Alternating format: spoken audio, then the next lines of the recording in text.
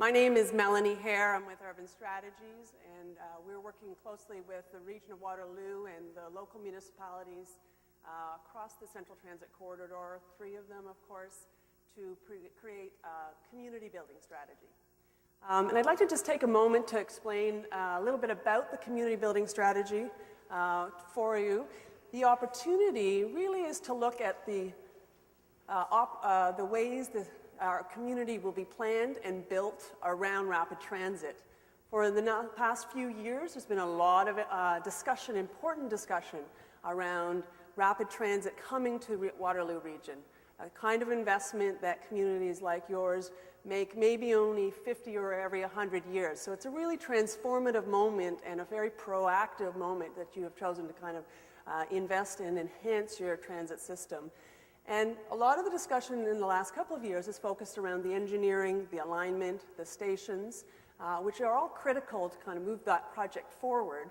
The community building strategy complements that, and at this juncture seeks input and feedback from the community and the key stakeholders in the corridor around transforming the future of the communities, neighborhoods, business parks, campuses, great places along the Central Transit Corridor, and plan and make sure those happen along with the investment. And the reason that's really important is to make sure that we're leveraging the public monies that are going into a really important city building move to capitalize and optimize the kind of great places that can be created along that Central Transit Corridor. So the kind of community building benefits that we look for might and really will need to be articulated in the processes we're going through, the Exploring the Opportunity forums by you, by your neighbors, by your community leaders. The kinds of things that often we look to understand is the kind of community building benefits related to enhancing public spaces, creating new kinds of gathering moments and places of celebration, ensuring that the built form and the mix of land uses around transit is not only supportive, bringing those riders to transit, but are really positive experiences, very pedestrian friendly, vibrant, vital places.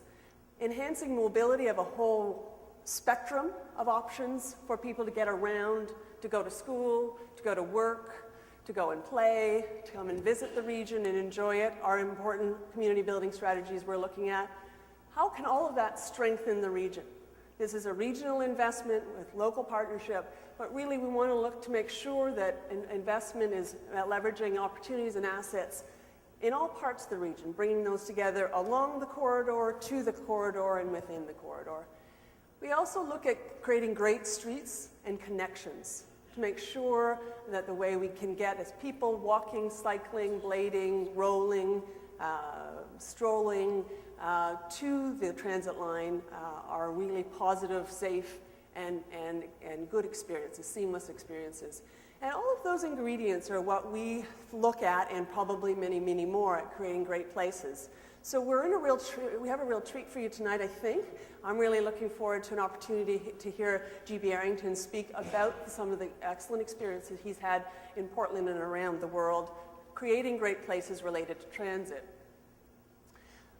The community building strategy builds and takes as its foundation and departure point the many, many years of good planning work that has come to see some really exceptional revitalization in downtowns and creation of new communities and a rapidly expanding number of jobs and job opportunities in the region. So all of that work, whether it related to cycling, active transportation, downtown revitalization, growth management strategy, these are all key departure points for us, and we're taking that information in the community building strategy. The growth management strategy, one of the key things that outlined in that work and that direction from the region is really to grow within, to strengthen and enhance within as much as we can, and clearly transit is part of that.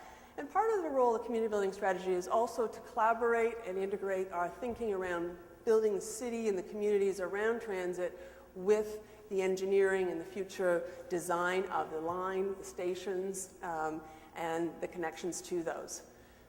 The process, the community building strategy process, is about a year-long process. Right now, We are in the exploring phase, which is why these sessions are called Exploring the Opportunity, where we're really seeking to make sure we bring to the table all of the opportunity that might be there, the full range of ideas, aspirations, and considerations. Part of the sessions, this is the second of 3 sessions this week, and I'll talk about those in a minute, but that's really the intent of this stage of the process, is to make sure we leave no stone unturned to understand how to really leverage the true potential from a city building perspective. Part of this process, it's key that we engage the community, the various stakeholders, the residents, the businesses, the key institutions, folks that may be interested in investing here, folks that have been here for a long time and wish to continue to invest here. Youth, older people, people of all abilities. And so that's what we're trying to do, is reach out and engage the community in a number of ways. Some of you joined us for the project launch. Some of you joined us for the community visioning session. There are 3 Exploring the Opportunity forums, and we will continue to work with you to make sure your voice is expressed through this community building strategy. I'm sorry, at the bottom of this slide is the project website, which is centraltransitcorridor.ca, and that is also on our literature. It's just got cut off in here. And so the project website is one way of us to share on an ongoing basis. It's very much a live, weekly updated process, and we hope you would be able to join us in following the project that way, as well as a very exciting feature of this project is the project storefront. So 3 days a week, the project storefront at 220 King Street West in front of City Kitchener City Hall is open to you. We will be working there as our project home base. We were working there all day today. We will be working there all day Thursday, and the community open house on Thursday will be also there. It's intentionally very much a transparent open space for you to come, see the work in progress, always offer us your comments and feedback, and we will use that to further refine and bring forward ideas. The Exploring the Opportunity forums, there are 3 of them. One was held last month called Enhancing Mobility. This week is about the topic, is focus of creating great places. And the forum in middle of June, is Strengthening the Region. 3 very big but very important topics, and an array of subtopics being explored within those to, again, explore that opportunity. We're very happy to have you join us this week, and there are a couple of opportunities to be involved throughout the week. Some of you may have gone on the walking tour of Uptown Waterloo, so thank you for the City of Waterloo staff who organized and hosted that. I heard it was a beautiful night for a walk, and a really inspiring walk at that. We have the pleasure this evening of hearing from GB Arrington. Tomorrow evening in Cambridge at the British Club, there will be an open house where we'll be sharing, and you'll be invited in to see the work of a workshop happening during the day with stakeholders. And the focus of that workshop is reurbanizing Hespeler Road, the future of Hespeler Road, and what that might look like. And so I encourage you, if you can at all, to join us then.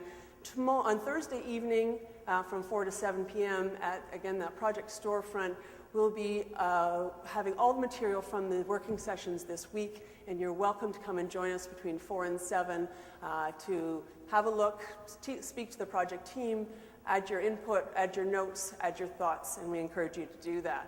Part of the reason we are intentionally really wanting to make sure we touch the range of topics, the full range of aspirations, talk about some concerns. That's part of this discussion and exploration. And you see in here the working method that we had employed in the Enhancing Mobility session is really getting people out in smaller groups, talking together. It's about talking and telling us, but it's also about talking to one another. And so we encourage you to please continue to work together to help us define the potential. At this point, I'd like to invite up to the stage Mr. Rob Horn, the Commissioner of Planning, Community Services and Housing, to introduce our speaker tonight, GB Arrington.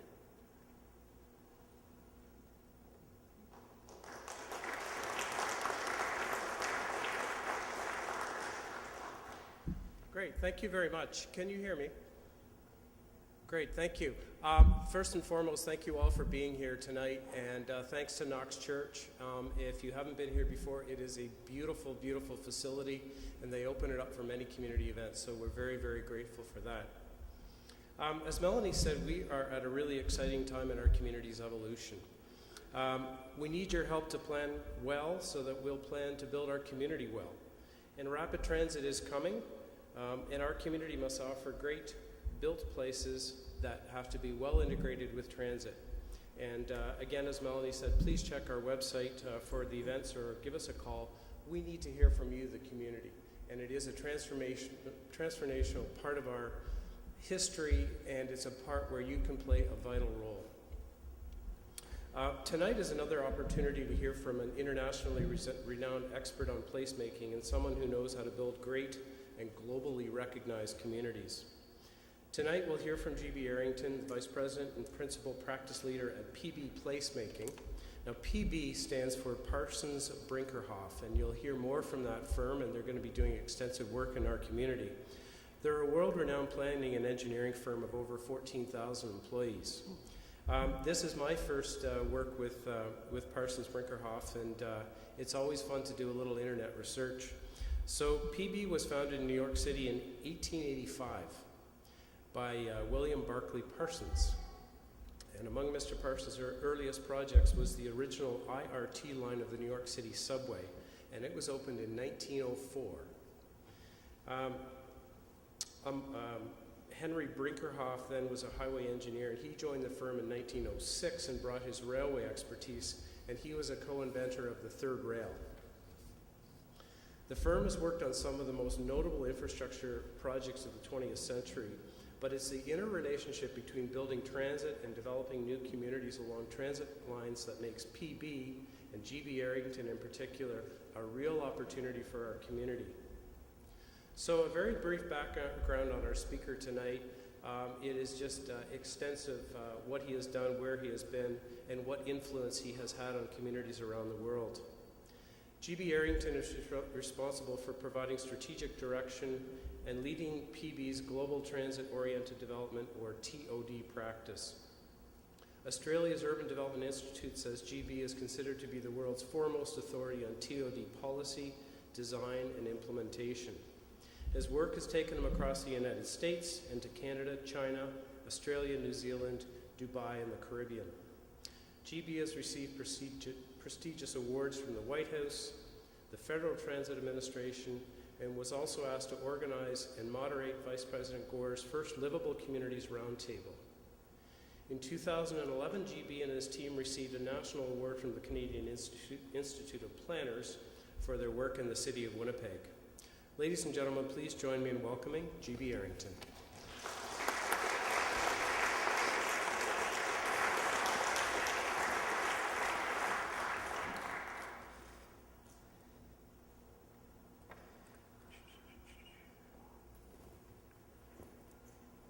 So you have all this great technology next door, I guess the same technology I have in my pocket, so you understand that I have to change to my technology now. So let's see if it comes up, talks to you. All right, so there we go. So I want to talk about the intersection of transportation and land use and give you some best practices, some definitions, some ideas about bringing those two together. So I'm going to talk about a few things: creating value with transit, what that term TOD, transit-oriented development, means, what the market for it is, what some of the keys to success, give you some common terms, maybe some principles for how to do that. Then I'm going to switch to the transit investment itself and some of the things that you should be asking the engineers to do on that to get better transit designs. And then since you're out kind of on the edge, I'm going to end up with a case study for a large American edge city and how it transformed itself from it's actually transforming itself from an auto-oriented place to a walkable transit place, and then very quickly conclusions and some questions. So at the end of the day, this is about trying to create great places with transit and leveraging transit as a tool to be able to do that. Typically, we start, with a vision for what we want and, create photo simulations or cartoons with children with balloons about these wonderful places. But to get there, we need to also think about roles and responsibility and funding and landowners and developers because you can't just wish those things to happen. And so as you think about what I'm talking about, I would also ask you to think about, well, how do we make that happen? What are the steps to do that? And how can we leverage the coming of transit as a catalyst to be able to help do that? First, I want to touch on creating value with transit. And what I would say, it's really about how your project has been organized. It's about linking it to a broader strategy and trying to use transit as a means to the end of creating community objectives. So, starting with what your vision is for how you want to grow. And so then by doing that, the transit itself gains broader support and success because it's more than about transit. It's about building community and it's about building partnerships. Now, we have TOD, Transit-Oriented Development, and then we have its evil brother, TAD, Transit-Adjacent Development. And in the top corner with no circle through it is the world headquarters for Cisco Systems, and in the dotted yellow line, there's a transit line. The buildings with the blue edges on them that look like a herd of Kmarts, that's Cisco Systems. And Cisco contributed about $100,000 to art for the LRT station there. It's called the Champion Station. And it's a really wonderful place to contemplate art. And the reason that it is because there's no one there to bother you. And that's because there's a complete disconnect between the land use pattern and the transit. And so it's not enough to be adjacent to transit. Development needs to be shaped by transit to be transit supportive. And unfortunately in the United States, and actually in much of Canada, having development next to transit that's supportive of transit is actually illegal. And it's illegal because we haven't changed our development codes that typically require automobile-oriented development in terms of density and parking and setbacks. So we need to change those codes and policies so that development is actually shaped by transit in terms of density, parking, better public realm, mix of uses, walkability, and then taming the automobile. If we're going to ask it to come into our important places, we want it to behave. Let's talk a little bit about what then transit-oriented development is. This is an example of a TOD in Portland, and I'll use examples from all over the place, but this is one Portland example. And it's a good one for here because it's also right adjacent to Intel's most sophisticated high-tech site in the world, Ronwer Acres, where Intel architecture designs all their chips first. And so at one end is Intel, and at the other end is the transit station, and in the middle is that TOD. And so what does a TOD have? It has the fundamentals of a great neighborhood: safe streets, a strong center, local services, parks and open space, housing choices, and then good jobs. And actually, a majority of the people that live at Arenco work at Intel so that they can walk or bike to work. So in terms of the market for transit-oriented development, that's one of the things that's been most interesting in my 30 years working about this stuff, is to see how the market has started to align itself with the public policy. Emerging Trends in Real Estate, which is put out by the Urban Land Institute and PricewaterhouseCoopers every year, talked about the future in 2010 to say that it's about green development, infill, and TOD. And in part, that's because of the demographic change that we're seeing globally. The majority of residents in TODs are childless. They tend to be empty nesters and young urban professionals. And the people that live in transit-oriented development projects tend to have a higher income than the regional average. And that's in part not because we're trying to only cater to higher income people, but TODs tend to be new, and so and new places are more expensive unless you have public policy to make them less expensive.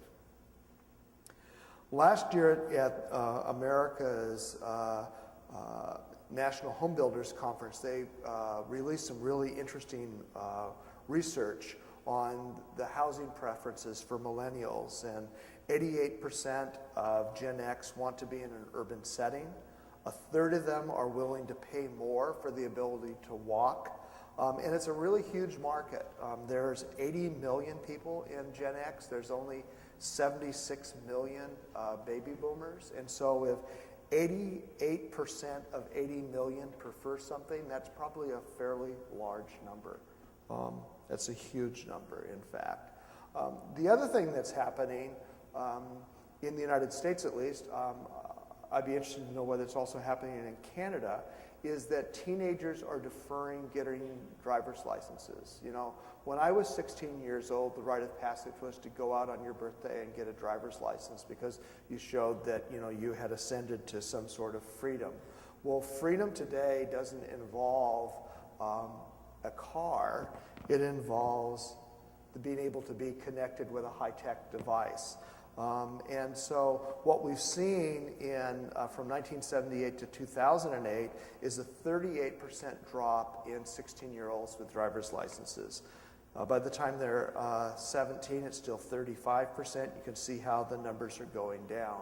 And so, you know, the new cool is not to have a driver's license. The new cool is to be able to connect ways that don't have cars. And so that has important implications when we start to think of the future of our cities and the future of getting around. We now know from doing resident surveys what consumer preferences are for people that live in transit-oriented development. And these are in orders of preference. People move to them because they want well-designed communities.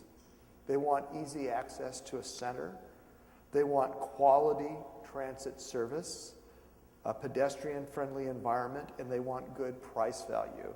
Now, the developer for Orenco, that example that I used earlier, says that the number one reason why people move to Orenco is the ability to walk to a pint of milk. And so he knows that he can make more money by selling community as opposed to by selling an individual resident. So what's the key to transit-oriented development success? I'd say it's getting the planning right, applying the power of partnerships, public-public partnerships and public-private partnerships, understanding that the market is the major driver in transit-oriented development. The presence of transit doesn't create the market, it can shift the market. It can help change the timing of the market, but market fundamentals still need to apply. And then designing for the pedestrian.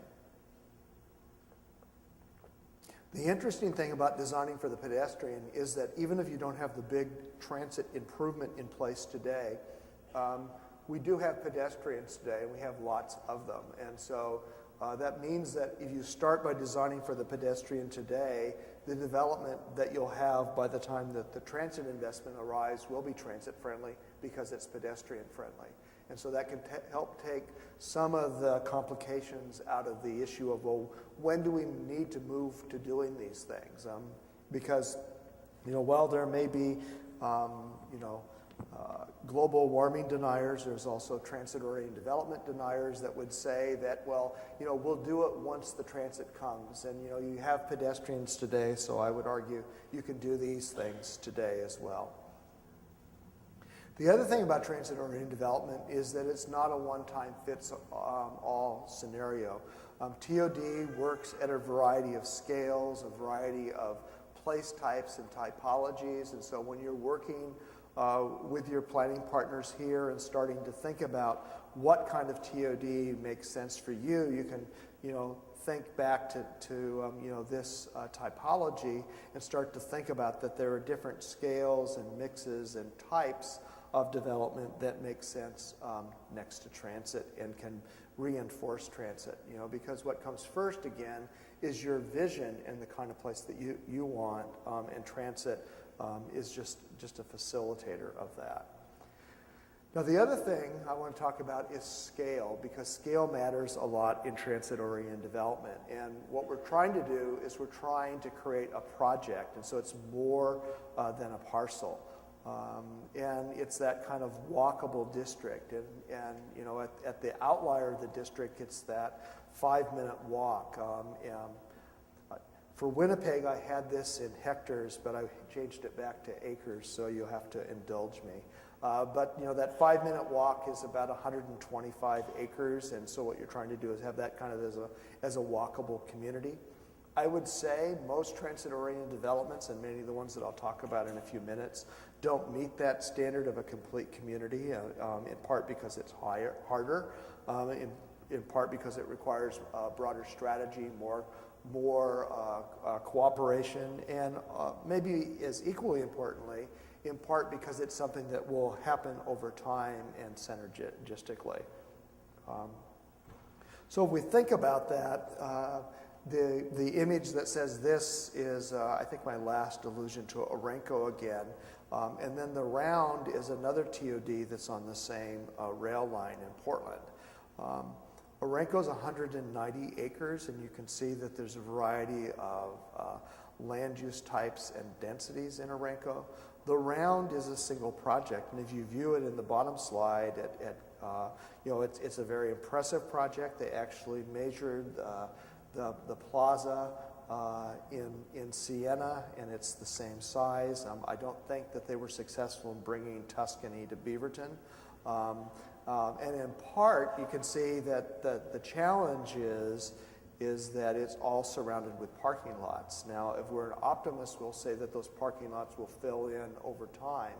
But the other thing that we will have to ask is, you know, what's the strategy for doing that? And what's the strategy for connecting those pieces, assembling that land, and trying to create, you know, a complete urban place as opposed to a urban oasis in an auto-oriented and dominated realm. So maybe to try to be a little bit aspirational and perhaps to overshoot what you should be aspiring for in this corner of the region, I want to give you some kind of big examples. So to the west, Vancouver, BC is obviously a big place. It's a winning region. It's a transit region. And really what they have done, and I'm going to cheat now, I'm going to go from talking about region and just talk about city. So you're not going to notice that I've cheated. And so I'm going to talk about just the city of Vancouver, which the Economist called the world's most livable city for 6 years in a row. For some reason, they didn't get it for the 7th year. I'm not sure why. You'll have to ask them, them being the Economists. But in a 10-year period, total trips in Vancouver, the city, went up by 23%, but vehicle trips went down by 10%. And, you know, you have a big physics institute across the street, and I think most of us assume that the physics of how cities grow don't allow those numbers to happen. You know, it's like a bumblebee cannot fly according to physics, right? That if you have more growth, you have more automobile trips. Well, Vancouver is showing you that you can have more growth and automobile trips actually went down. And so that's why I think it's a really, really important example. Now, part of the reason that they did that is that they've grown at phenomenal densities. They have lots of high-density development. They've targeted a lot of development with things like crown corporations around their stations, but it's a pretty impressive outcome. Now, another city that's certainly a very different city than Vancouver because it's an older city, America's capital, is a revitalized and growing transit city. In the 1960s, Washington was ravaged by urban riots, and there was a great outflux of population. And when I was doing work for the mayor of Washington, their goal was to reverse that trend and actually have Washington attract more residents than it was losing. And actually that happened in the last census, where there was a net increase in population in Washington rather than a continued decanting in Washington. Today, on a 24-hour basis in Washington, D.C., a majority of all trips are without the automobile. Now, that doesn't mean that they're transit trips. Walking trips are really, really important in that. And if we look to Europe and the difference between European cities and North American cities, it's not that they use transit so much more than we do, even though they do. They walk tremendously more than we do. And so part of the solution here is solving for that walking. But in Washington, as I said before, they've reversed decades of growth, and their policy goal was to attract 100,000 new residents at their stations, and they've gained nearly 30,000 residents in the last decade. The reason that they wanted to focus it around the stations was to preserve existing single-family neighborhoods. And so the question isn't whether you grow, it's how you grow and where the growth goes, and then where the incidents of that growth occur. Now, since we're, I guess, arguably or maybe impolitely in suburban Toronto, I don't know if you think of yourself that way, you probably don't. I'm using a suburban Washington, D.C. example as the last kind of big example, and this is the Rosslyn-Ballston corridor. So this is the part of Virginia immediately across the Potomac from Washington, D.C. So at the top of this slide, where it says livable, sustainable, desirable, that's actually the District of Columbia. Right below the E in sustainable, that's the Kennedy Center. And so then you can kind of see how the Rosslyn-Ballston corridor sits right adjacent to our nation's capital.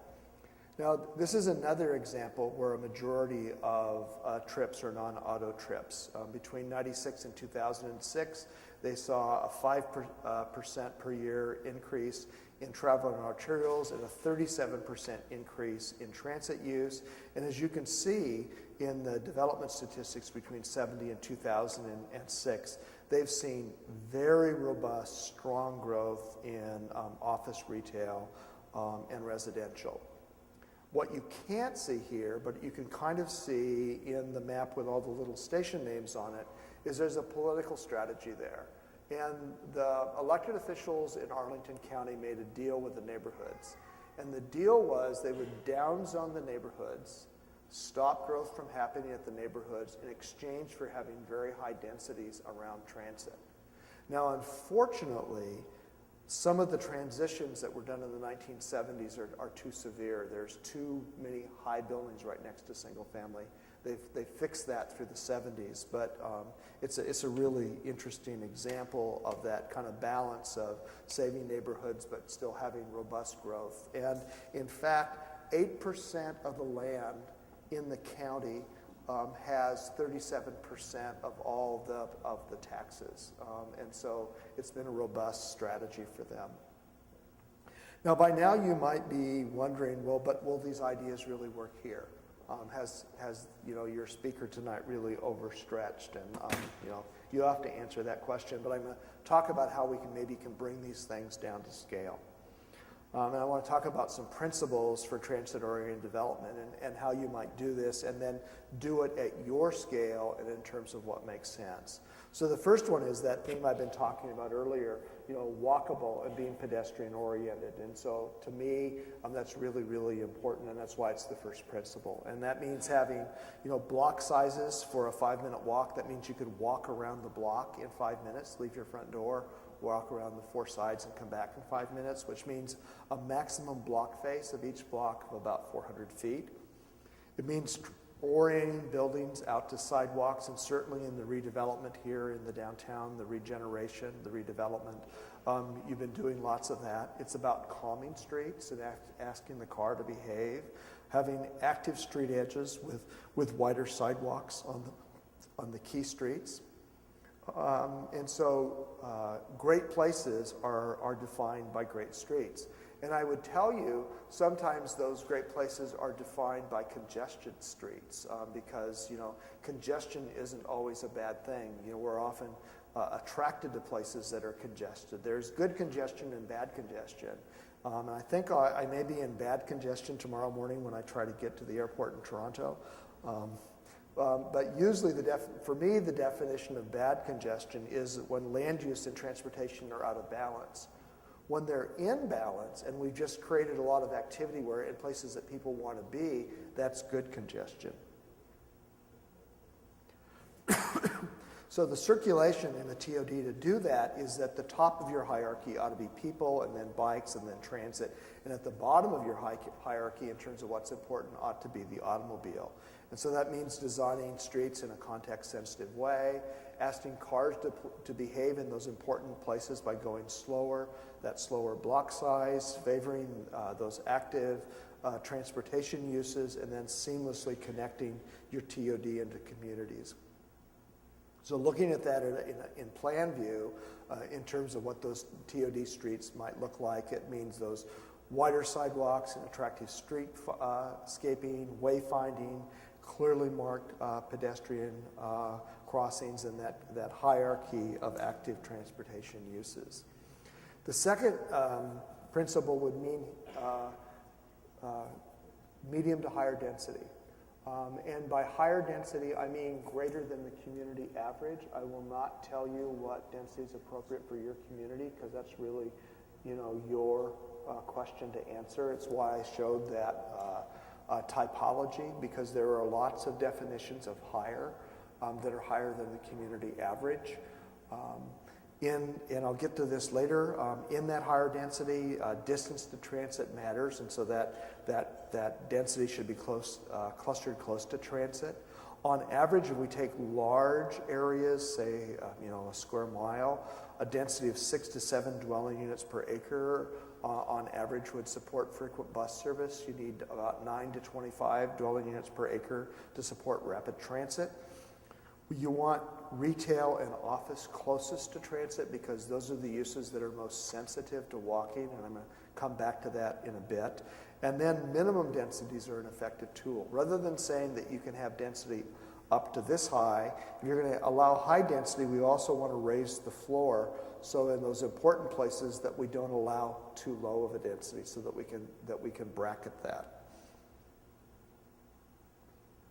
So this is an example at maybe the lower end of the scale. This is Albuquerque, New Mexico. They built a transit center.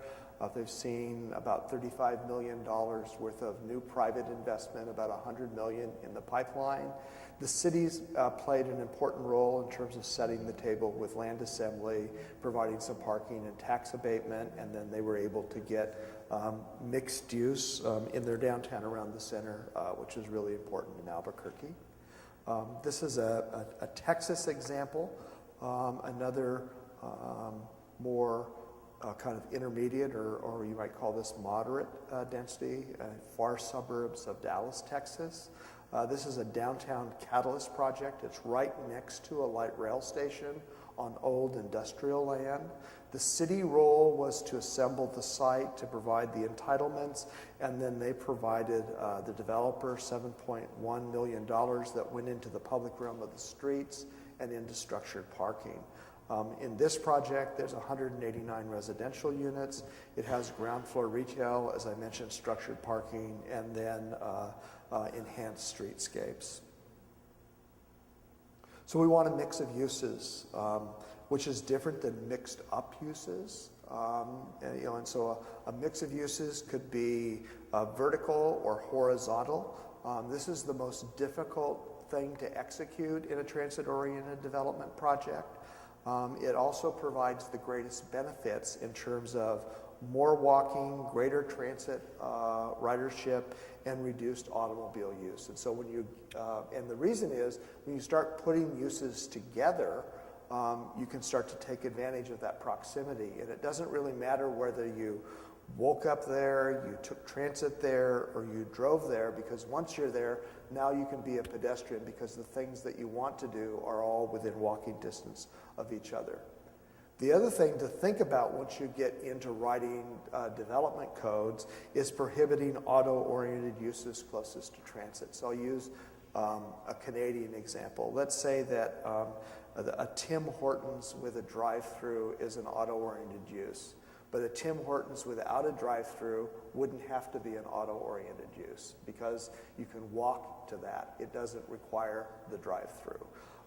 And so, the bank with the drive-through, is auto-oriented, but a bank without a drive-through isn't. So it's not the use itself, it's how the use behaves in relation to the automobile. This is Paseo, Colorado. This is the redevelopment of an urban mall into an urban village. It includes a grocery store, a 14-screen theater, apartments, retail, and restaurants. And so this is one of those complicated examples of vertical mixed use. And so at one level is underground parking. At the next level is the retail. And then at the next level is the residential. And all of those are owned by different people. The city of Pasadena owns the parking. The mall developer owns the mall, and Post Properties owns the residential. And so you get into really complicated maintenance and liability issues. And that's why I said it's the hardest to do. You can't get one loan to do that. You get a lot of different loans. But it creates great benefits in terms of those mixes and reduction of uses. Now, this is one of those things that has some vertical mixed use, but this is a horizontal mixed use project, meaning that the different uses are next to each other. If you've ever seen a Nike ad or an ESPN ad or a Coca-Cola ad or a Miller Beer ad or the new Chrysler ads about redoing Detroit, all of those ads are created here. They're all created in the Pearl District. Because this is where Portland's knowledge economy is. This is also a giant transit-oriented development project. This used to be railroad yards, and we reclaimed the railroad yards to create the new, most attractive destination in Portland. It's a public-private partnership. There's actually a 50-year development agreement between the landowners and the city that lay out roles and responsibilities for housing, infrastructure, and parks. Before this was master planned, the maximum residential density was 16 dwelling units per acre. Today, the minimum residential density is 153 dwelling units per acre, and the market's building significantly north of that. It's building about 300 units per acre. What's interesting on this one in terms of public policy is 25% of all the units here are affordable, meaning that students could live here. And they're affordable because of public policy, because Portland's Urban Renewal Agency has essentially spent a lot of money to buy affordability because we thought that the nicest place in Portland, the most desirable place in Portland, should also be a place that our children could afford to live. So we want to create an active, defined center. And, in Toronto, I know that would be 24 hours. I don't know if it's 18 hours out here or not. Maybe it's 12. I mean, that's really up to you. But that's having, a quality public realm, a sense of place, having employment closest to transit, having things that are compact and that are dense. This is Phillips Place in Charlotte. This is essentially a lifestyle center. So it has high-end retail, apartments, a theater at one end, a hotel at the other end as anchors. It has a phrase I'll introduce you to called teaser parking. And so teaser parking, as you can see in front of the buildings, there's parking. And what they do is you drive down the main street and they tease you to believe that you've got a parking space in front of the building. And then you get to the end and you go to the back, as you can see in the plan view, and you park in the back of the building, and then there's passageways that allow you to get back to the main street. And essentially that's a wayfinding device without signs, because the parking takes you along and then leads you to where you really get to park, not necessarily where you want to park. And then this is anchored by a bus that runs up and down the main street. This is Mission Bay in San Francisco. This is a big urban redevelopment project. It's where the San Francisco Giants play. If you've seen a Giants game, you know that they hit baseballs into San Francisco Bay, and so this also enjoys wonderful, high-value waterfront views. There's a university campus here, high-density housing, but with height limits because they didn't want towers here. Very mixed use, and they have a extension of a rail line that's really expanded this area and made it very vibrant. Now, the other thing that we want to do in TODs is we want to manage parking. This is always a very challenging issue, and in doing that, you need to consider the size, the location, the design, and the management of the parking. Because if we're going to create a scarce resource by having less parking, we have to manage that resource. I think it's really important to have no minimums. In other words, to say you can build without a minimum amount of parking spaces, but that you have maximums. And those will be different in different places. But, maybe somewhat flippantly, I always will tell people, well, if your planners were smart enough to have a maximum, a minimum number of parking spaces, to say, well, you have to have, a minimum for this church. Well, what if you make the maximum 25% of the minimum? We just haven't, turn it around, because what we want to do is we want to then go to the next step and start to disconnect the parking from the building and start to think about the parking for the district. So if the district is a series of buildings, what's the need for all that area, so that we can start to move parking down over time? Because if we park on a building by building basis, it's very difficult to reduce the parking. But if we start parking on a district basis, we could be more conservative, maybe have more in the beginning, and as new buildings come in, we can have less parking over time and become more transit oriented. Part of the reason that we can have this conversation is we now know from university research, some of which I'll share that we've done, that TOD residents create less traffic. And so when you develop following these principles next to transit, there's less traffic than there would be with conventional development. We know from the United States Census that TOD residents are twice as likely not to own a car as U.S. households. We know that they're 5 times more likely to commute by transit than others in the region, and that a big reason for those first 2 things is self-selection.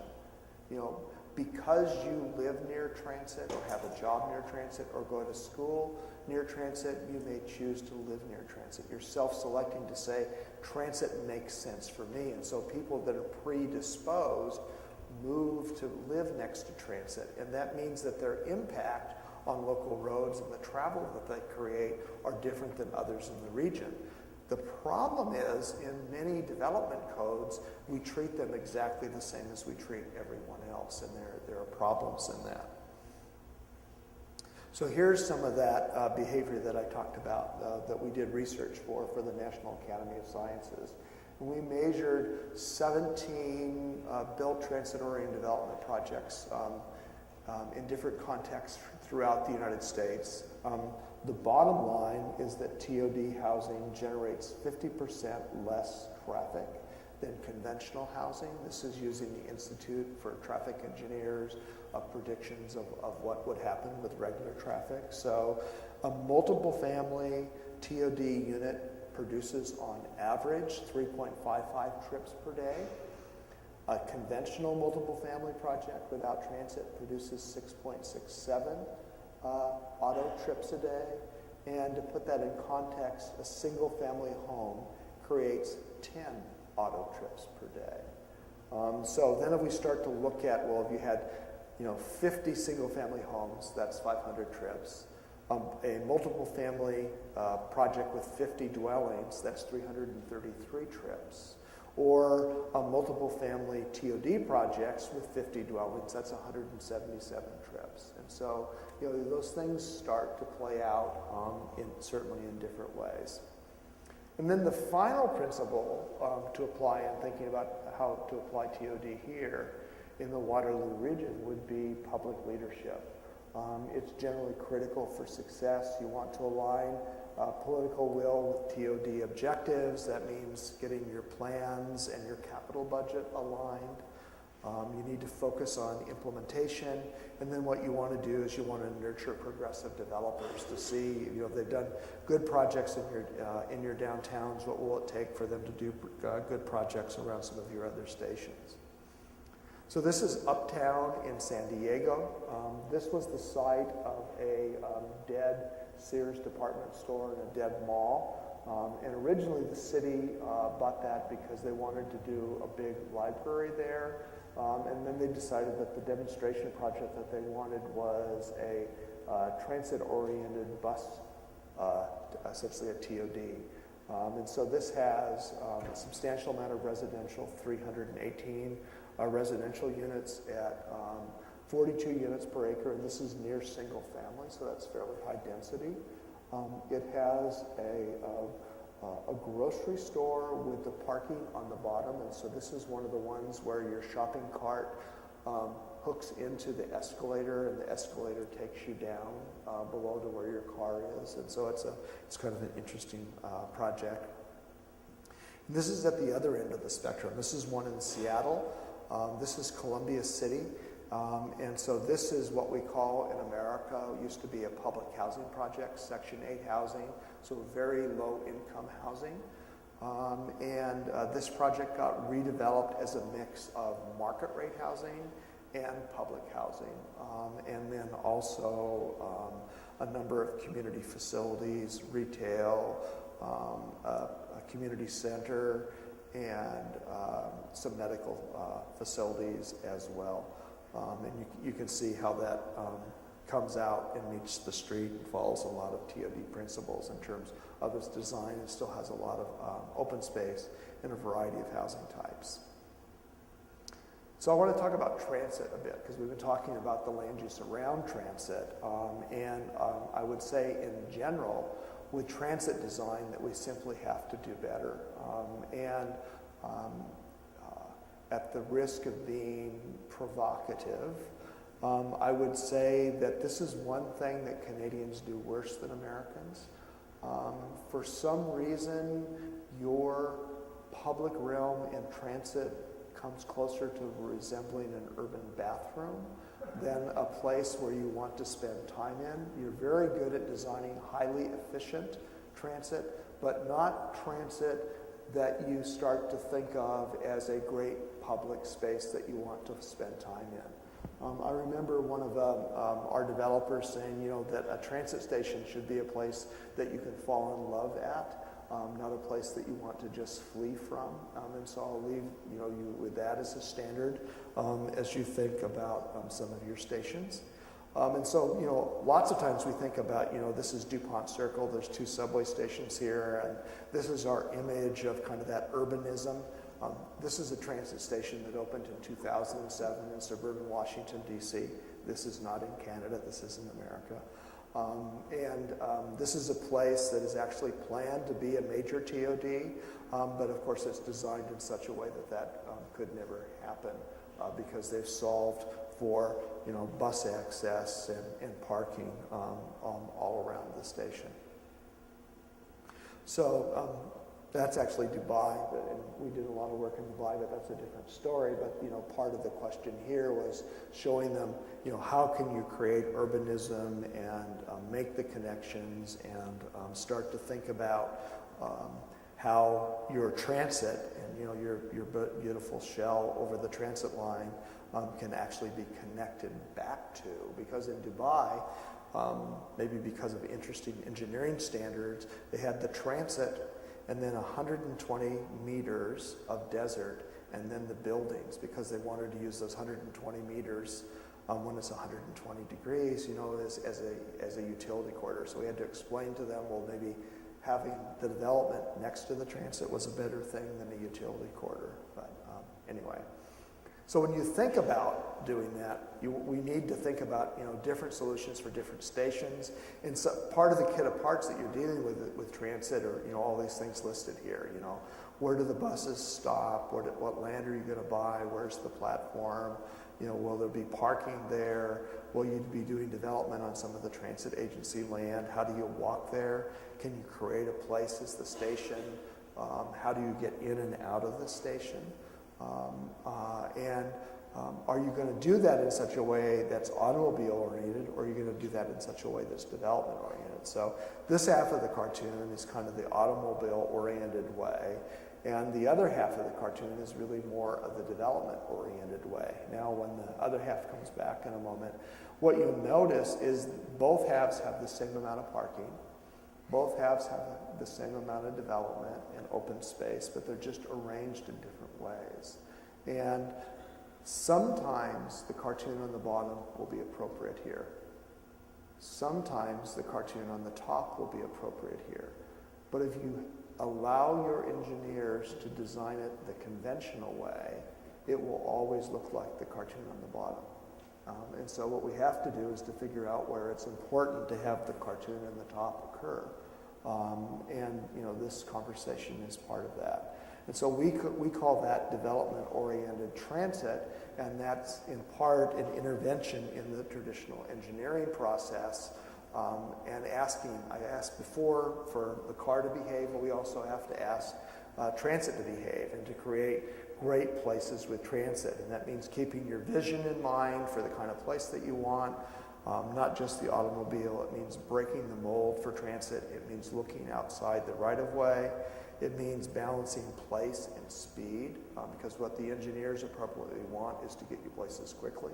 That's important. But, if you are going a place that you don't want to go to quickly, it doesn't have a lot of value. So we need to kind of balance, that with creating great destinations. And so in doing that, there's a series of questions to ask. And it's designing transit by thinking about corridor and station function and pedestrian access, and where do you put the parking and community partnerships, and incorporating TOD into the design. So typically when we're doing that kind of thing, and I'm giving you the list so that you can arm yourselves and ask these questions to the transit designers, did you locate your station in an area with development potential? Does the design allow for good pedestrian connections, or did the design stop at the end of the right-of-way? Are there sidewalks that go back into the neighborhoods? Is transit well connected into the community? Is TOD incorporated into the design? So I think those are things that are really, really important. In Baltimore, those ended up as a series of development-oriented transit principles. And so at the highest scale, that was about shaping your future, locating your identity, using stations as landmarks, connecting communities back with transit, for transit to be a good neighbor, to complement community objectives, to connect places with walking, designing the transit to pass the test of time, designing transit in such a way to attract new riders, and then creating strong partnerships with communities. So you need to do both. This isn't an either or, because you'll have a hierarchy of station types. You have stations that are maybe more about the automobile, or they're more about bus to rail or bus to bus transfers and interchange points. And so, understanding the nature of your system and fighting for what's important will be very, very important. There's no one right way to, make the transit work, to make a place and to connect it back to the community. And so, however that plays out over time, is the right way to do that. But we want to think about, this corridor in terms of, where the transit goes, where the access to transit is, and where the connections back to the community are, that arrival and place, and to integrate those, and so that transit is not a separator, but it's part of being an integrator in building great places and building community. And then we need to get the planning right in leveraging the transit and the land use. And that means, having the vision and the land use plan, articulating circulation, urban design, a market strategy, and then perhaps a new form-based zoning code. And I understand that's a step that's coming, in a future for you soon, or whether it's soon or not, I know it's one of the next steps in this process. And in doing that, I'd ask you to think about zoning and codes and some of the things that I've mentioned before, minimum densities, maximum parking ratios, prohibiting auto-oriented uses near transit, and then having a site orientation that celebrates walking and transit. So I want to wrap up and try to apply these principles to one specific piece of dirt out in suburban Washington, D.C. This is Tyson's Corner. It's an edge city. It's actually the first edge city in the United States.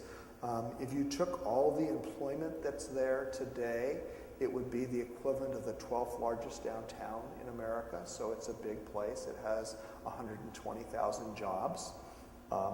We were very pleased to get the most prestigious award from the American Planning Association last year for this, the Daniel Burnham Award. So this is a quote from the head of the Chamber of Commerce, so the head of the business community. Unless we change how we grow, we threaten Tyson's economic vitality and way of life. We must put more emphasis on mass transit and changing our land use patterns. So what I'm going to talk with you about is a strategy that came forth working for a 37-member task force, a task force of environmentalists, of landowners, of the business community, and representatives of elected officials, and not an easy group to work with. And then this is a place that is surrounded by lots of affluence and lots of power. So two of the neighbors of Tyson's Corner are Dick Cheney and Colin Powell. So those are people that at least know how to stop things. I guess they know how to start wars too, so they can start things. And we certainly didn't want them to start a war here. So this is where Tyson's Corner is. We got a really wonderful quote from Time magazine out of this, where it called our plan one of the 10 ideas for changing the world right now. That's the kind of press that planners never think that they're going to get, but it was nice to get that. So this is Tyson's. As I said, the original Edge City. It's sprawl on steroids. It has massive congestion. There's 4 metro rails, 4 subway stations that are under construction there right now. Our assignment was to come up with a strategy and a plan and a consensus for making Tyson's into a walkable mixed-use downtown. And so, how to go from a suburban apocalypse to an active, vital place. And one of the really nice things about Tyson's was it was so broken that no one would argue to leave it the same. And so it made it easier to get a consensus. So the Chinese have a saying that if the old doesn't go, the new won't come. And so that was really what our standard was for Tyson's. And so here's the kind of the strategy in a nutshell. It's a new plan and new tools for implementing the plan, a new land use plan, new standards for streets, new design guidelines, a new implementing authority, new financial tools, and then a series of TOD demonstration projects. You can see in the top figure ground what the pattern of streets is, and you can understand if your planner why it's so congested, and then the future pattern of streets with more connectivity. So the 2.5-year process and 2,000 citizens kind of happened this way. We had workshops with Legos about where to put the growth. That turned into alternatives for how to grow. It then refined those for how to make TOD work, and then rigorously testing those, taking the developer plans and knitting those together like a quilt and seeing that they didn't add up to much, coming up with a vision, testing that on the ground with urban design site plans, doing 3D visualization to show people what it would look like, and then refinement and consensus. So the backbone for that was, the first principle was intensity around transit, and the M's are where the transit stations are. 95% of the growth within a 3-minute walk of transit. Redefining the transportation network, balancing walking, biking, transit, and cars. An emphasis on the environment, a network of green across Tyson's, so creating 160 acres of new parks and open space. residential across Tysons, and this is really, really important in terms of the kind of place that was there, because their housing jobs balance was completely out of balance, and so making it all to encourage residential. 160% more development, but with just 11% more congestion in terms of the early modeling. And then all that adds up to a lower carbon footprint, and these numbers are without using green building techniques, but we showed that in the prototype B that we modeled that we could get a 175% increase in development, but get a 16% reduction on a per capita basis in greenhouse gases, and take 2.5 billion pounds of carbon out of the air annually. And we got that from compact development, fewer auto trips, and greater transit use. So the wrap-up on Tysons is you end up with something that's better, not just bigger. Top 10 U.S. downtown, a place where people want to live, a place defined by green stewardship, a new civic heart for Northern Virginia, and a place built around Tysons and walking.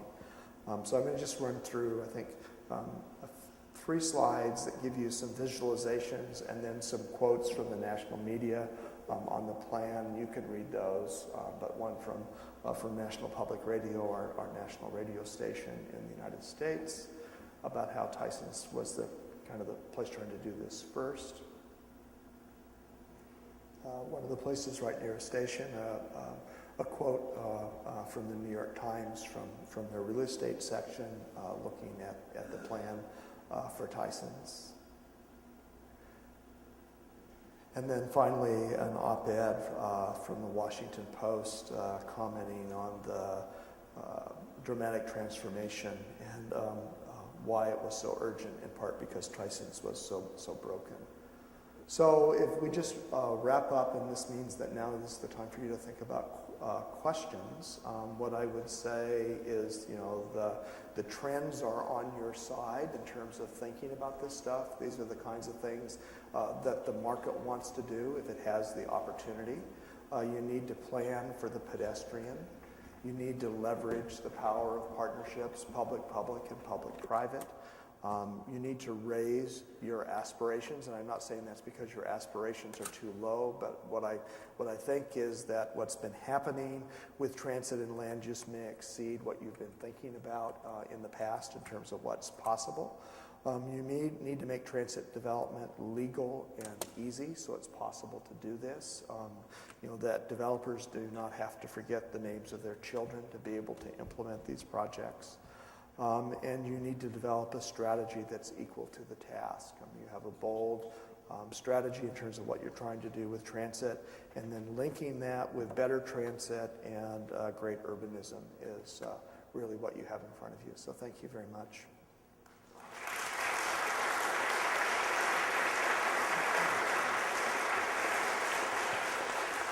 Oh, one more shameless plug. If you're interested in these, come to Los Angeles. Join me at Railvolution in October. It's a great conference that's all about these concepts. Thank you very much, GP. There's a wealth of ideas there that really emphasize the need for thinking fresh and new when we're talking about creating great places around enhanced transit. Some of those I was just jotting down for myself. These places, or don't forget, are inherently and need to be complex to be successful. That they can happen at many scales. And I think along the Central Transit Corridor, that's important. You've got a great number of places along here to think about. No one is the same, and there are different scales, and the opportunity is different. The strengths of those places are different.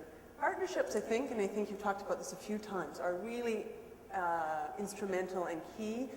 We've certainly seen this in our work as well, and it's some of the unconventional partnerships bring people together and integrating thinking right from the get-go, which is really going to be key, and I think that's something you've emphasized very importantly. And that leads to attracting investment.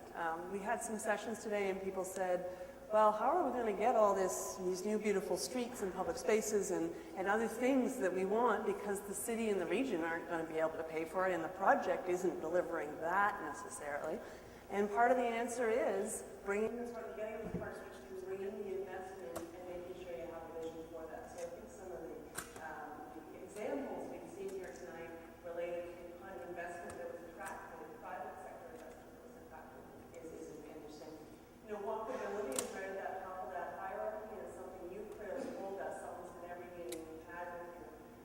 that's really key to you.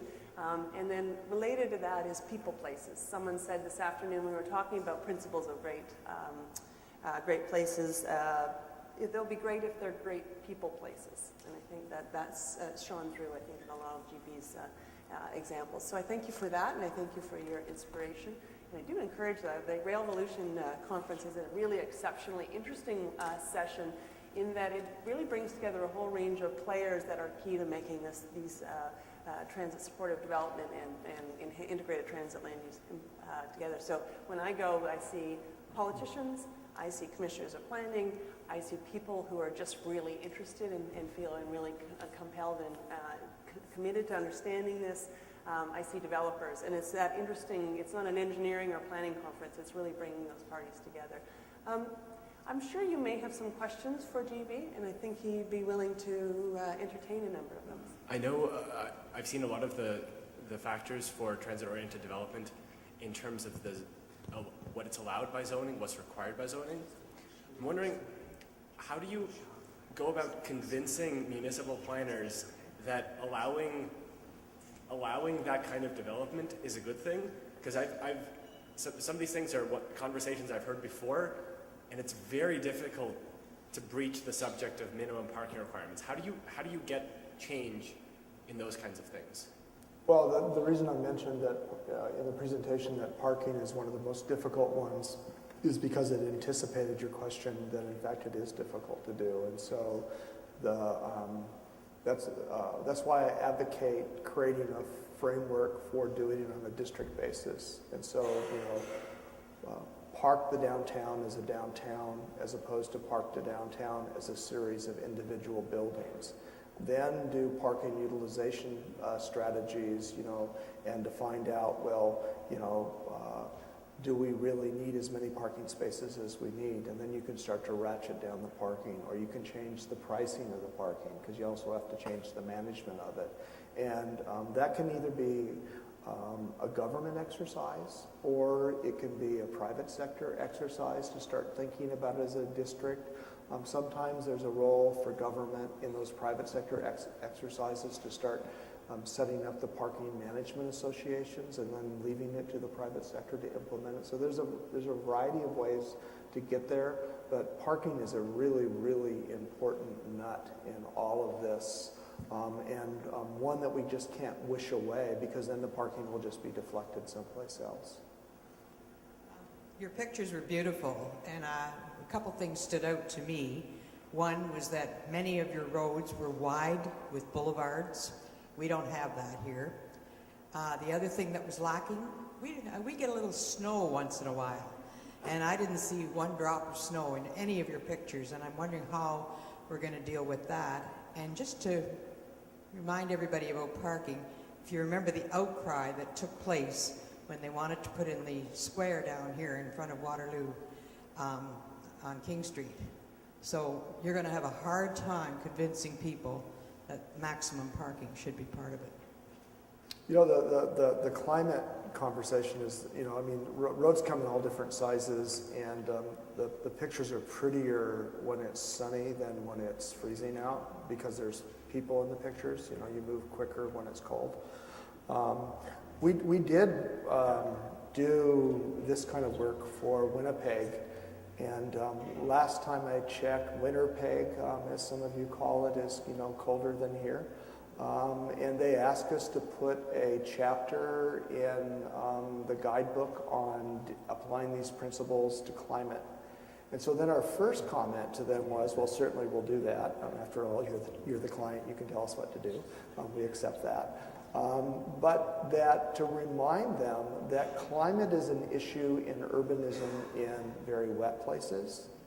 It's a design in urbanism in very hot places.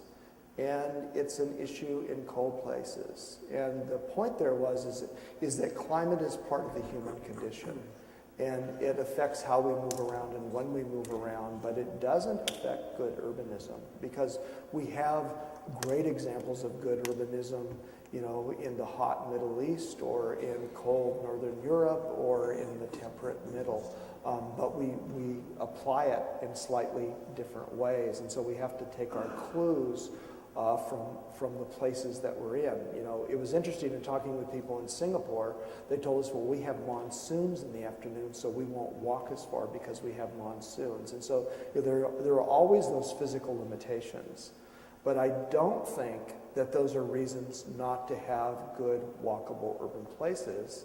It just means that we have to take the local context into place.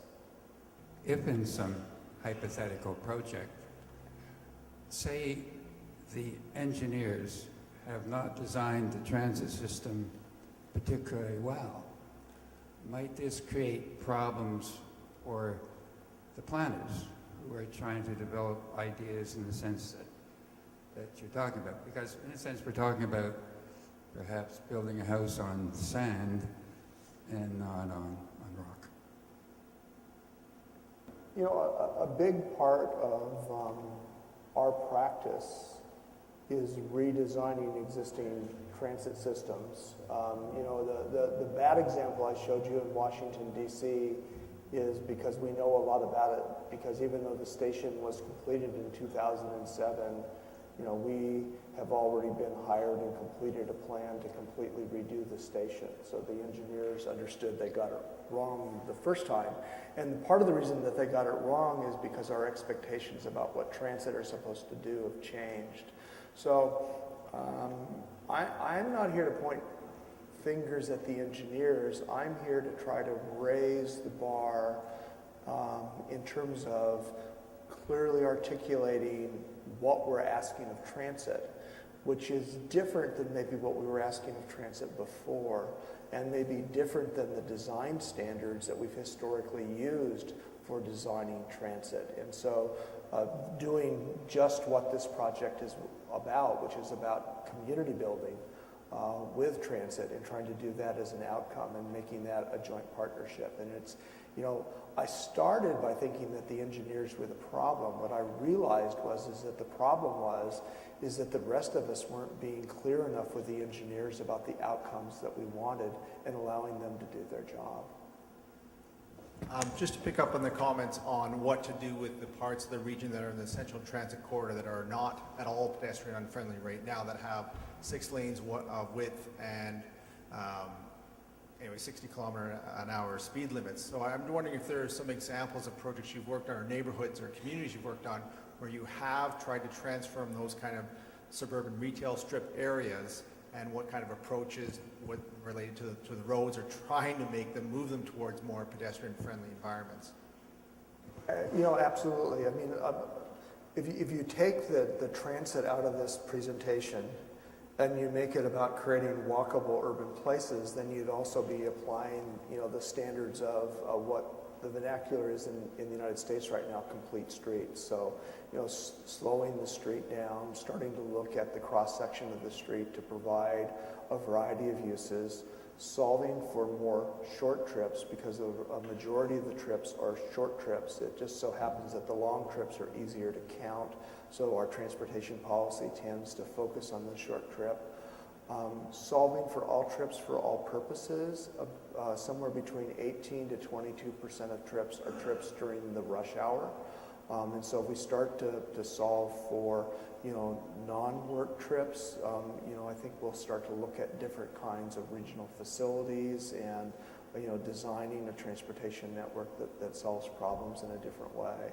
So, you know, calming the main street, asking the automobile to respond to the context around it, and then, you know, understanding that there's good congestion and bad congestion that I talked about before. So there's a whole big toolbox there that can be applied, and applied very successfully. Thank you for a superb presentation there. Having been here for the first time, this has been quite a revelation to me. You talked about public-private partnerships as being some of the drivers for this change that we're looking for. Can you give us a couple of examples of best practices in some of the projects that you've worked where public-private partnerships have really made an impact? Maybe some specifics. The second question that I had was, How about cross-sector partnerships, community-based organizations, public and private? Have you, I'm sure that these must have been instrumental in some of the locations as well, and if you have any examples of that that have worked in those areas. Thank you. Sure. In terms of a cross-sector partnership, the Central Corridor in Minneapolis, which is a new light rail line, which I believe opens in 2014, connecting Minneapolis and St. Paul, has a thing called the Central Corridor Partnership. And the Central Corridor Partnership includes the partners that you would expect, the governments. It also includes a major role by the philanthropic community. So the Knight Foundation, the Ford Foundation, and a number of other foundations. And what the foundations have done is they've essentially raised the framework and created a couple of things. One is what they call corridors of opportunity, and starting to look at opportunities in terms of jobs, affordable housing, community safety, and better employment as part of what they're solving for. And then the other thing that they've done is that they've started to talk about within that as what they call beyond the rails, which is to say that the rail isn't the focus, the communities are the focus. Now, they've invested about $4 million in grants, and they believe that with the transit project and with the grants and with the planning, and there are now, I think, 30 community-based plans done in the neighborhood, that they'll get a leverage of about $7 billion in terms of outcomes. So Minneapolis is really, really interesting and really helping set the bar. The other thing that's happened there is the regional government, the Met Council, has identified and funded $63 million in TOD funds to partner with the private sector to provide equity and funding for implementing transit-oriented development projects. So that's a really, really interesting cross-sector partnership. Most of the projects that I showed you have some sort of partnerships. I mean, the Pearl District, I talked about the 50-year development agreement. Tyson's Corner, the business community actually assessed themselves and are providing over $400 million in funding for building the rail line. And so that partnership is more than just cooperating. It's helping to pay to get the rail line. And then in exchange for getting the rail line, they were beating us up to say, well, we put all that money in. Of course, they say it very politely and not as obviously, but that we need more density in exchange for that, so we can get higher land values to be able to pay back that $400 million that we're contributing.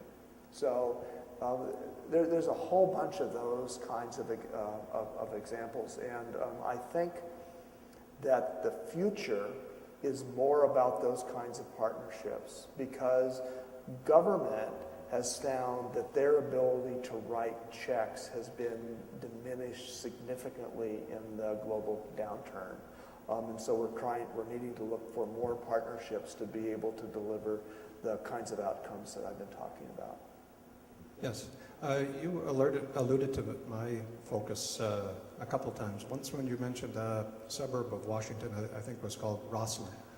And on another occasion when you talked about some densification that had gone wrong in the 70s. Where we are right now in downtown Waterloo, we're not in an area that has been composed of derelict railway lines. Quite the contrary. I would suppose that about half of the people here are interested in your presentation because they want to move to a wonderful downtown.